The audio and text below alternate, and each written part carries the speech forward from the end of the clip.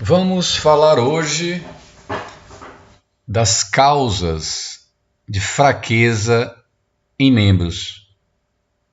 Aqui é Dr. Ricardo Falcão, esse é meu canal no YouTube.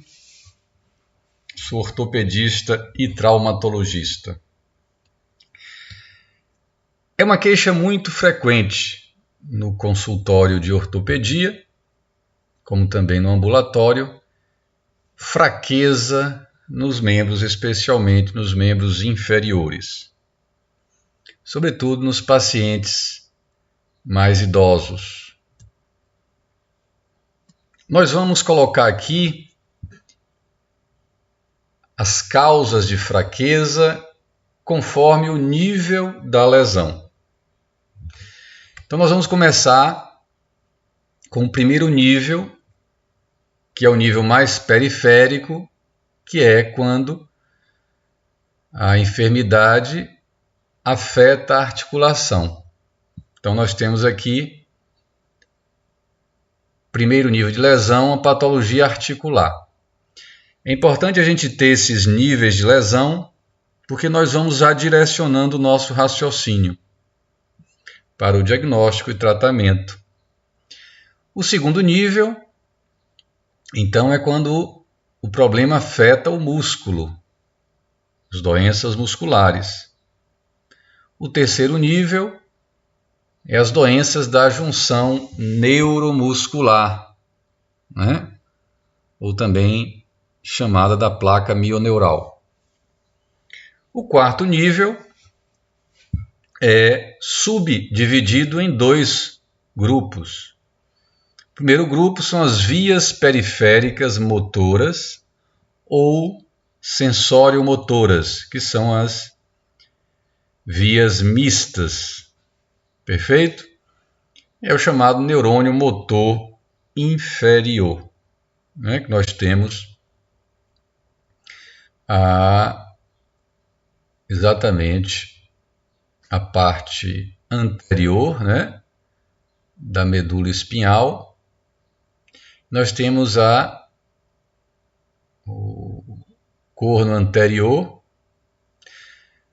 o corpo, né, do neurônio motor inferior, e aqui nós temos o axônio, que é praticamente o nervo espinhal e os nervos periféricos, né?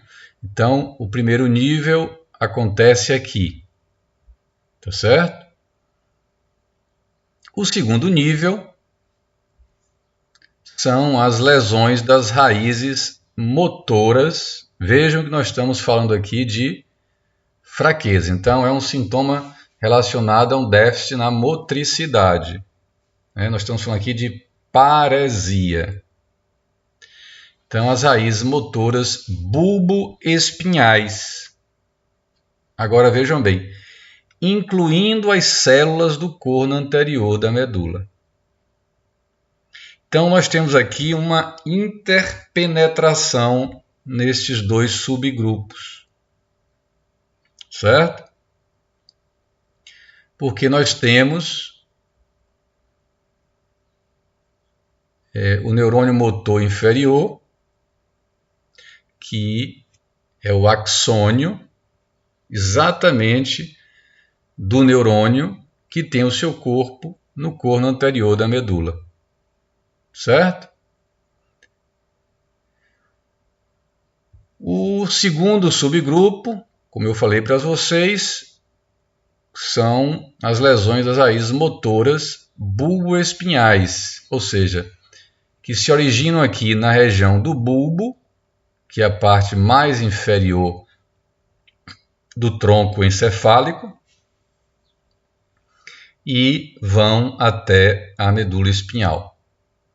Então, a lesão pode ocorrer neste nível, seria o nível 4, perfeito?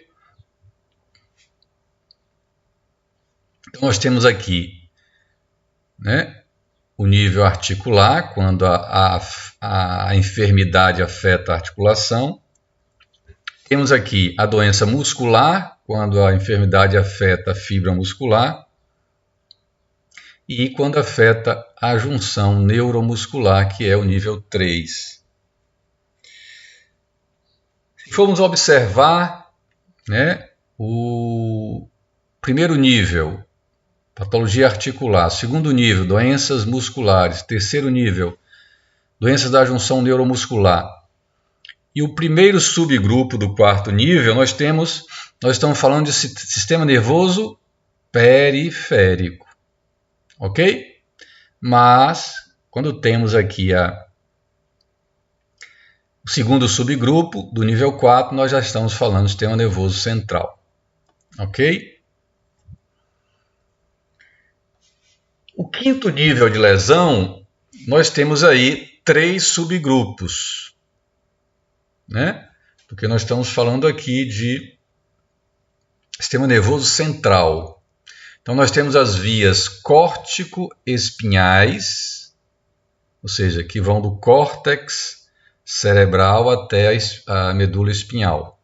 É o neurônio motor superior. Tá vendo? Vai desde acima das células do corno anterior da medula até as áreas motoras do lobo frontal, que é o sistema piramidal. É isso?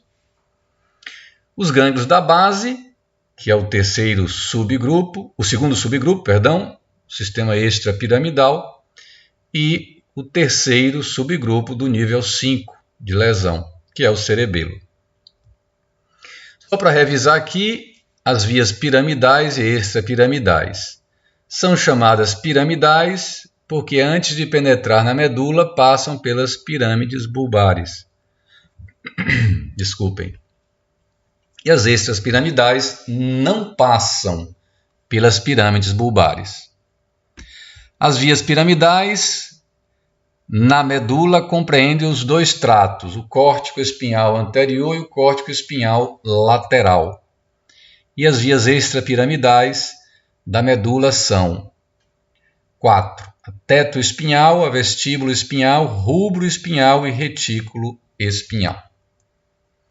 E por fim nós temos as 2 últimas causas, né, de fraqueza nos membros, que são os distúrbios nutricionais e a fraqueza histérica ou simulada. Então vamos lá. Primeiro nível, patologia articular. Nós temos as artrites inflamatórias ou infecciosas, né? Osteoartrite degenerativa, que é a artrose, e as manifestações articulares de outras doenças, como a esclerodermia, artrite reumatoide, lúpus eritematoso sistêmico, etc.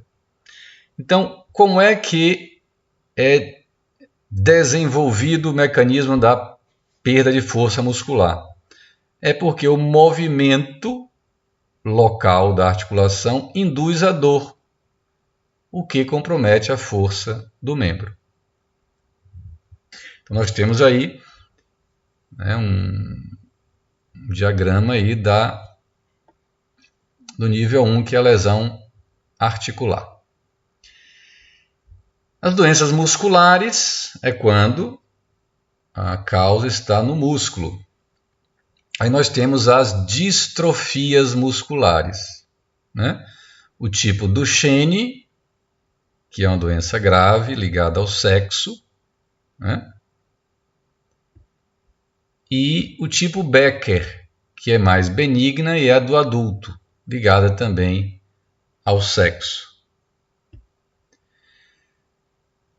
Nós temos as distrofias recessiva autossômica e a dominante autossômica. Temos a distal, a ocular e a oculofaríngea. Então, são 7 tipos de distrofias musculares. Segundo nível ainda, nós temos a miotonia, que pode ser distrófica, congênita, ou a paramiotonia congênita. Nós temos as miopatias congênitas, as miopatias inflamatórias ou granulomatosas, a polimiosite, a dermatomiosite, a esclerodermia, ou também chamada esclerose sistêmica, e a miosite ossificante. Terceiro nível, as doenças da junção neuromuscular, a miastenia grave. Então, a distrofia muscular é quando a lesão está no músculo. A miastenia grave é quando está o problema na junção neuromuscular. E a síndrome miastênica de Lambert-Eaton. O quarto nível, nós temos o primeiro subgrupo, que são as vias periféricas motoras ou mistas, né? Sensório-motoras, que é o NMI, neurônio motor inferior. Né? Nós temos a lesão dos nervos motores ou mistos, né? Das raízes motoras espinhais, né? E também das células do corno anterior da medula.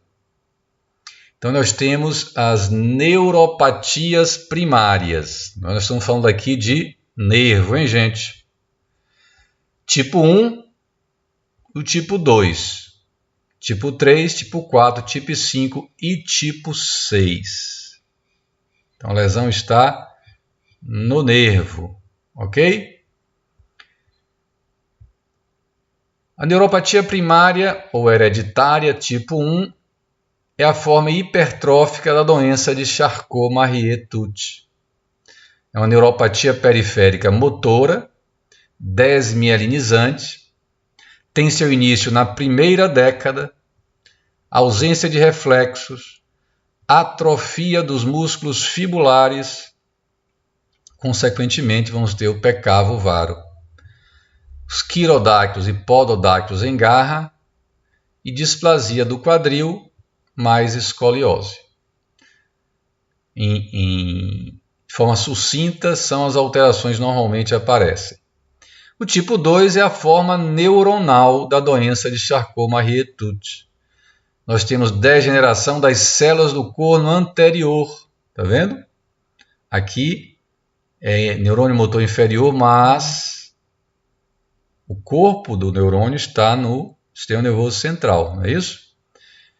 A forma neuronal tem um início mais tardio, né?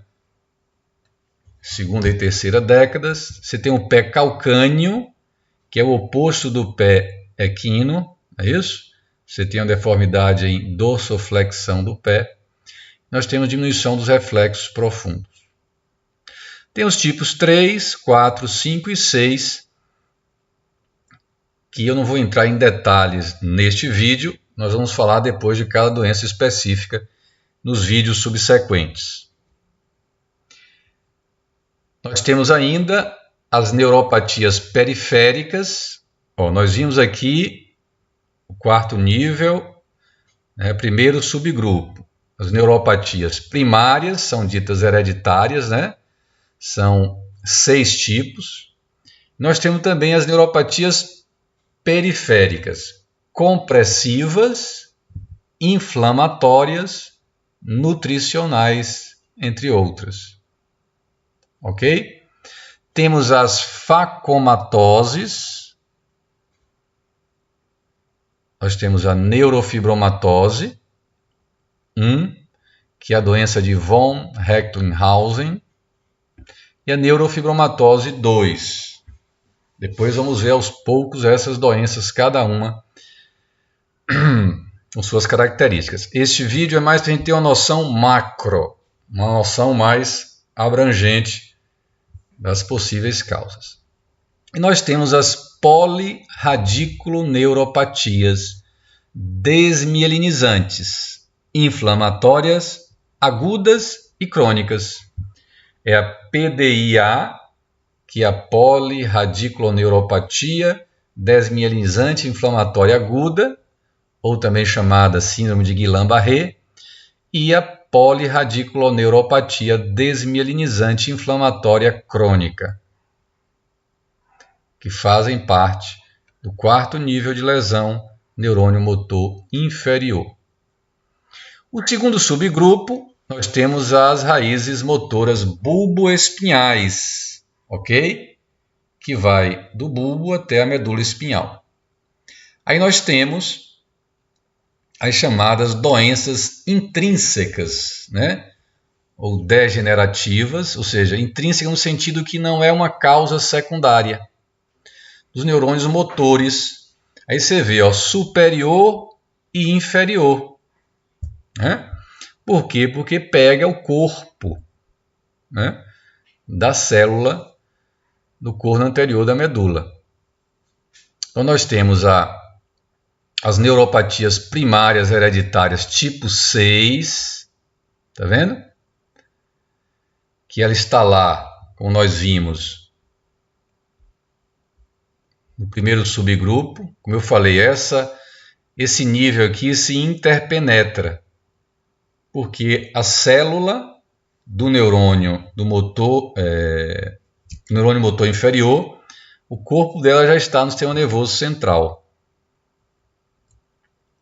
E nós temos a neuropatia adquirida. Nós temos então a primária e a adquirida. A primária ou hereditária, né? Vamos ver quais são então as neuropatias intrínsecas, né? Primárias hereditárias. Atrofia muscular espinhal ou medular, né? Podemos chamar o AMI, né? Que é mais fácil a pronúncia, ou AMM. Né? Nós temos o tipo 1, tipo 2, tipo 3 e o tipo 4, que é o tipo adulto. Tipo 1 é a doença que afeta, né, a infância, também chamada doença de Wernicke-Hoffmann. Tipo 2 é a infantil tardia, doença de Kugelberg-Wellander. Tipo 3, o tipo juvenil, e o tipo adulto seria o tipo 4, né? Então todas essas entidades nosológicas têm a designação de AMI, né? Aí depende da faixa etária. Nós temos a esclerose lateral amiotrófica familiar, que afeta 10% dos casos, e a esclerose lateral primária ELP. As adquiridas podem ser agudas ou crônicas. Aguda nós temos a poliomielite anterior, ou paralisia infantil, que é a infecção viral do sistema nervoso central. E as doenças intrínsecas, né, dos neurônios motores, bulboespinhais, crônicas. Né? Nós temos a esclerose lateral amiotrófica apenas. Nós temos a degeneração das células do corno anterior mais espinocerebelar, a síndrome de Shidagger e o parkinsonismo, que entra aqui como uma neuropatia crônica. O quinto nível, subgrupo 1, as vias córtico-espinhais. Ok? Acima da célula do corno anterior até as áreas motoras do lobo frontal, sistema piramidal. Estamos aqui, né, no diagrama ao lado.